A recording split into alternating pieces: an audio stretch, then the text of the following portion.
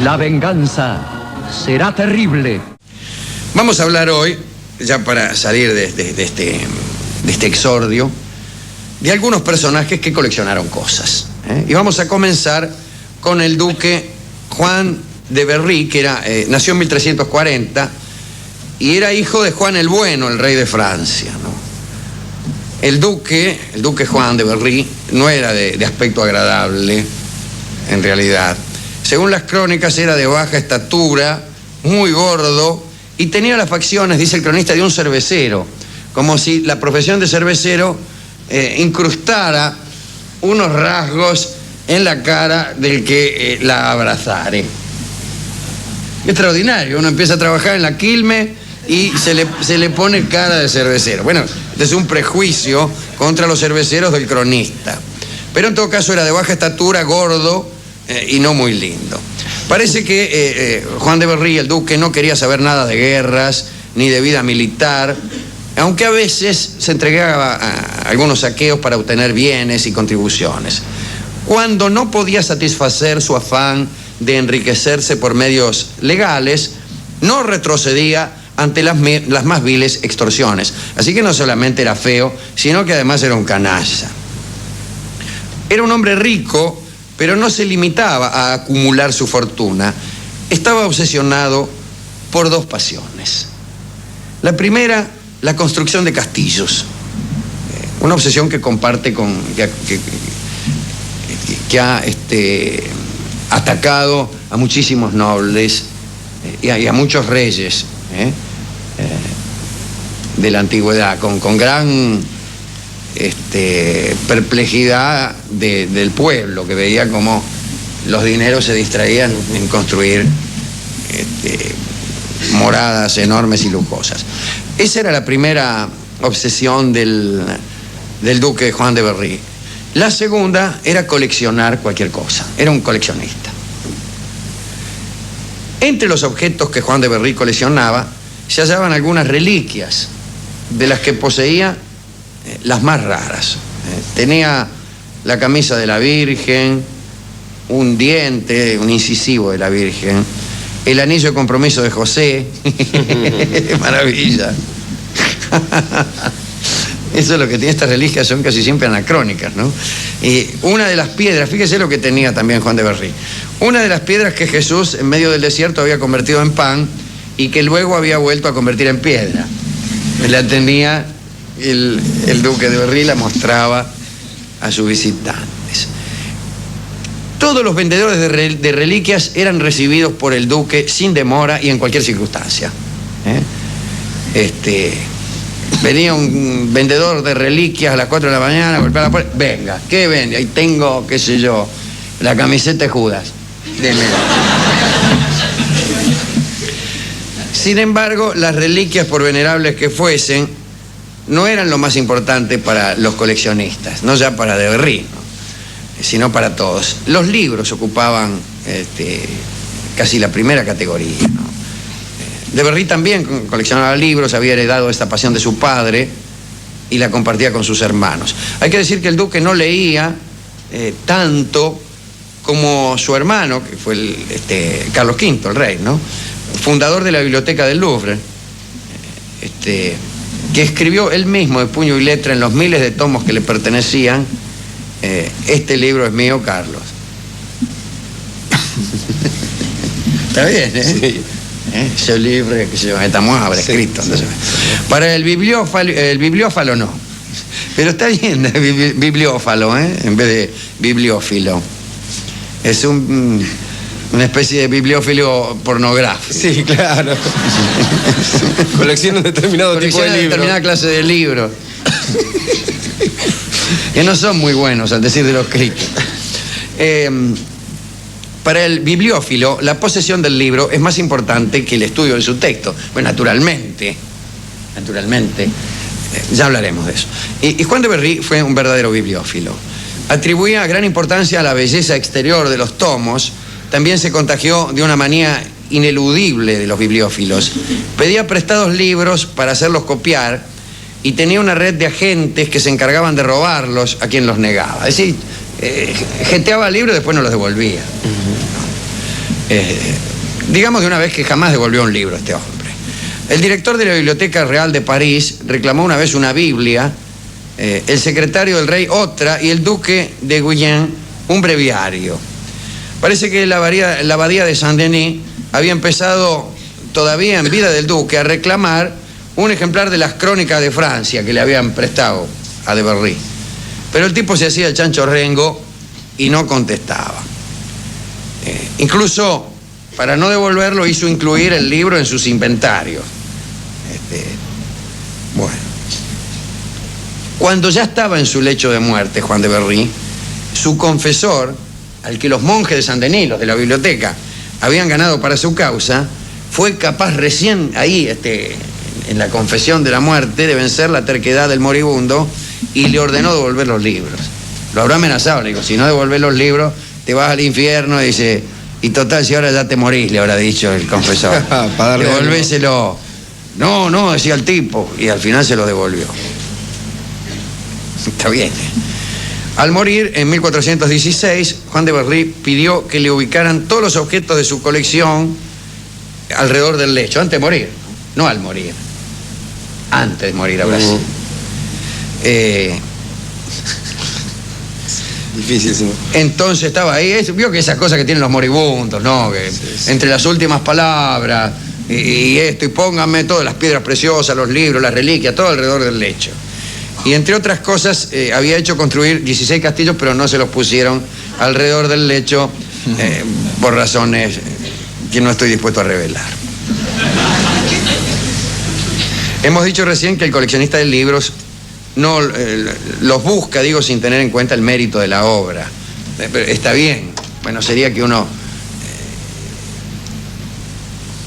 se armara, por ejemplo, de un Martín Fierro con, con letras de oro y una tapa hecha de piedras preciosas y con cuero hecho del primer bagual domado en el siglo XX, no sé, cosas así, y tenga ese libro y se ponga a leerlo. No es para leer, es un objeto precioso. Para leer, agarré una edición cualquiera, ¿no? Esas cosas así, ¿no? Pero a veces los bibliófilos no son bien entendidos en esto, y hay quienes proceden a su denuesto diciendo, tiene miles de libros en su casa y no los lee. Bueno, no son para leer, a lo mejor lee otros, que no son esos. O a lo mejor no lee ninguno, es un coleccionista de objetos preciosos, que casualmente son libros. Como si el que coleccionara puñales tuviera la obligación de andar acuchillando a todo el mundo.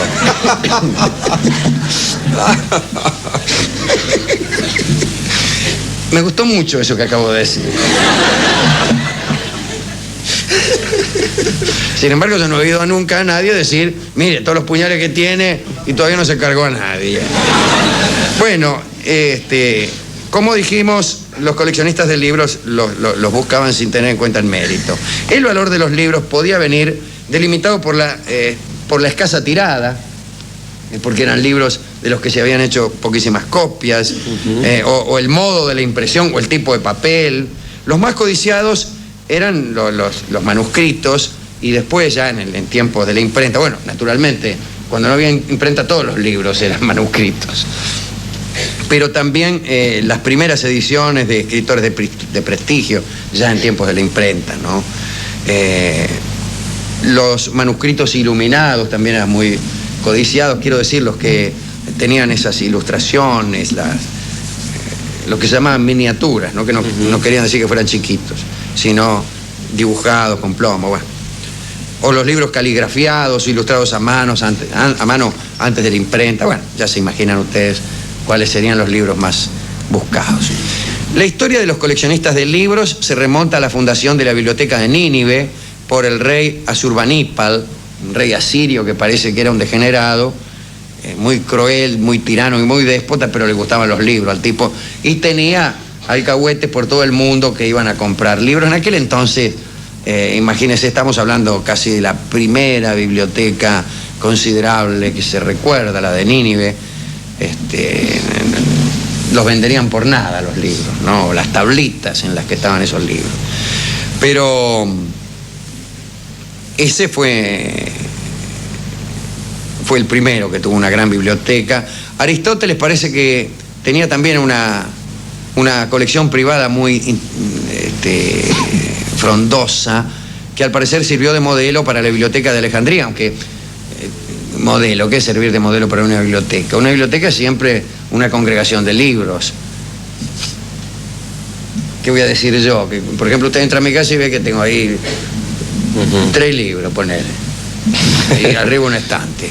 Y le digo yo, mientras le convido un cognac o un cacao, digo, tome este cacao, Rolón, esta es mi biblioteca, me sirvió de modelo la biblioteca de Alejandría.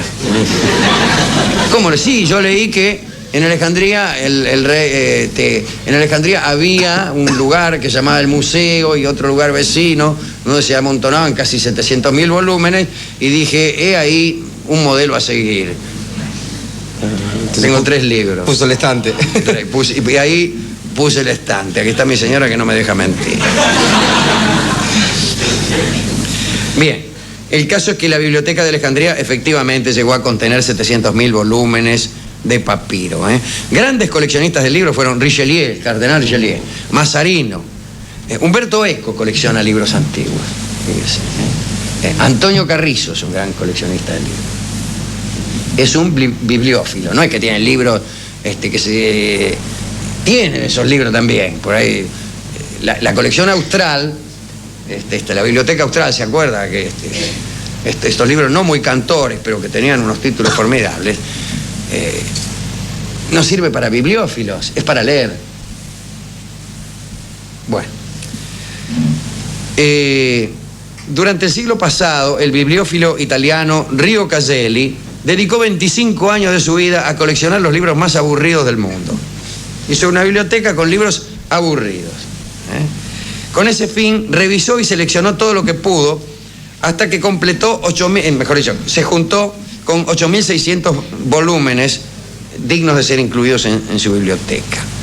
Muchos de ellos eran obras muy apreciadas por los críticos y recomendadas por universidades, pero él los puso ahí. Incluso puede haber grandes obras que sean aburridas, como ha dicho alguien de El paraíso perdido de Milton, que es uno de los libros de mayor calidad que se han escrito en la lengua inglesa y el más aburrido que se ha escrito en cualquier lengua. Borges decía eso. Bueno, pues la colección esta de libros aburridos tenía carácter privado, naturalmente no estaba expuesta al público. Pero por ahí un día un vecino de Caselli tuvo acceso a la biblioteca y vio que un libro, que el vecino era escritor, y vio que un libro que había escrito él estaba en la colección esta de libros aburridos. Y se enojó. Y se enojó y lo retó a duelo a Caselli. Bueno, al final se arregló el asunto, pero después del incidente ya Caselli no admitió más visitas. Los libros más aburridos del mundo quedaron para distraerlo a él, nada más. Vamos a citar rápidamente a algunos coleccionistas extravagantes. El rey de Siam, hoy está en Tailandia Siam. El rey de Siam ya sabe que era Jules Briner, ¿no? Pero no, acá dice que era Chula Longkorn, así se llamaba. Le llamarían el Chula. Bueno, el Chula coleccionaba cajas de fósforo. Parece que en una oportunidad, en 1901, se hallaba en Londres y estuvo a punto de ser atropellado por un carro porque cruzó rápidamente para agarrar una cajita que buscaba desde hacía mucho tiempo. El científico francés Chardon coleccionaba corchos, pero corchos de las botellas cuyo contenido se había incorporado. El mismo. Cada corcho tenía su rótulo de identificación. Este corcho de tal botella, y así. Y Chardon pasó los últimos años de su vida oliendo los corchos y recordando los tiempos y los placeres idos. Qué melancólico esto de oler los corchos, pero parece también una figura metafórica interesante. ¿Cómo anda don fulano? Ya lo ve oliendo corchos. Bueno, Antonin Louis Clapison era un compositor francés, saben ustedes, que juntaba silbatos que usaba el público de París para expresar desagrado por los actores o por las obras. Nathaniel Lewis coleccionaba dientes de famosos, repito, dientes de famosos. Para ello visitaba dentistas, particularmente a los dentistas que atendían a los famosos, y le decía, che, no tenés un diente de fulano. En una oportunidad parece que le compró al dentista del general Pershing, que era el comandante en jefe de la Fuerza Expedicionaria Norteamericana en la Primera Guerra Mundial. Digo, a este dentista, al dentista de Pershing, le compró una de las muelas del general, Pagó por ella una gran suma. Pero Pershing se enojó. Se enojó con el dentista. Digo, ¿cómo que se enojó en general? No solo con el dentista. Le pareció que aquello era un atropello. Y mandó a algunos de sus oficiales a que recuperaran la muela. Pero parece que Nathaniel Lewis había vendido la muela o dijo que la había... En fin, algo dijo. El caso es que los oficiales empezaron a buscar la muela por todas partes e hicieron una tarea magnífica, porque al cabo de algunas semanas habían conseguido 307 muelas de Pershing. Todos se la vendían diciendo que era la muela de Pershing. Maravilla, ¿no? Citemos finalmente, esto les va a gustar, la colección de un residente de Chicago llamado Frank Damek. Comenzó su colección en 1870. Se trataba de formar un juego completo de barajas españolas, pero cada naipe debía ser hallado por él en la calle. Era una empresa difícil, Al principio tuvo suerte, porque al cabo de 10 años solo le faltaban 15 figuras del mazo. Pero entonces todo se puso difícil. La suerte pareció abandonarlo, hasta que un día halló en la estación ferroviaria de Chicago 4 naipes juntos que le faltaban. Luego de interminables caminatas, 5 años más tarde, solo le faltaban 3 cartas: la sota de basto, el 3 de espada y el 2 de oro. Un día creyó que el propio diablo le estaba haciendo una broma, porque vio un mazo de cartas que alguien había dejado al borde de un muro. Se dijo, bueno, vamos a ver qué pasa. Y ahí estaban las cartas que le faltaban, la sota de basto y el 3 de espada, pero ahí creyó ver una maldición diabólica, porque a ese mazo le faltaba el 2 de oro. Pasaron los años. Frank Damek envejeció. Se había transformado en un vagabundo que recorría las calles de Chicago sin perder de vista recipientes de basura, andenes, en fin, siempre mirando al suelo, una vida espantosa y mísera. Por fin, 20 años después de comenzar su colección, en 1890, apareció bajo el banco de una plaza el 2 de oro. Dicen que Frank Damek lo tomó del suelo con delicadeza, murió al año siguiente al cumplir los 82. Maravilla. Este es el último coleccionista de esta colección. ¿A quién podemos dedicar la charla?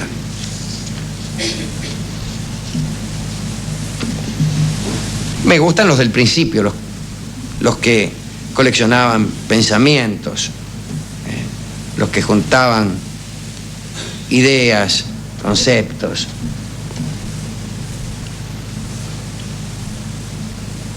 De estos coleccionistas me gusta el último.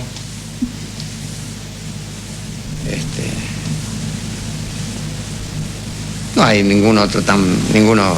Los que coleccionan libros también. No sé a quién dedicarlo. Vamos a dedicarlo al público presente, a quienes nos conocen, etc. Pero, ¿con qué lo vamos a ilustrar? Y a mí me gusta tomar la figura del último coleccionista. Que fíjese qué curioso, es un tipo que no puede disfrutar de la belleza del objeto coleccionado. ¿Entiende usted? El tipo que colecciona libros bellos, pues recorre su biblioteca y mira los libros bellos. Lo mismo el que colecciona mates de plata o cojitas de fósforo. Hay una cierta belleza o la sensación a la que aludíamos al principio. Pero en el último, el mazo que le debe haber quedado es una porquería. Es un mazo de ínfima calidad, toda vez que las cartas habían sido arrojadas a la basura, todo. Así que es un mazo desparejo, los lomos distintos, despegado, sucio. Pero quizá es un coleccionista puro ese, más puro que los otros, porque el placer para él estuvo en la manera de colectar. Una colección de libros puede ser vendida y vale mucho dinero. Esos 40 cartones no valían nada para nadie que no fuera él. Creo que la más privada de las colecciones posibles. Una colección que estaba dada por las circunstancias en que cada objeto era colectado. Me parece una idea bárbara. Y ya que le faltaba el 2 de oro, y aunque le hubiera faltado cualquier otra carta, tengo la idea de un naipe marcado, pero no marcado en el sentido de haberle hecho una señal para reconocerlo en el mazo, sino marcado por el destino, para ser el último, para ser el naipe que venía a completar la colección. Yo lo primero que quiero hacer es desearles a todos ustedes que encuentren su 2 de oro. Que encuentren la carta que dé sentido a las otras 39 que ustedes ya tienen. O en todo caso, no tienen por qué ser 39. Hay siempre una carta que da sentido a las que tenemos en la mano. Un 2 y un 4 de oro no dicen mucho, pero si hallamos un 3, estaremos con escalera, flor y 3 de 9. Les deseo a ustedes el hallazgo de esa carta que falta, de la carta que falte. La venganza será terrible.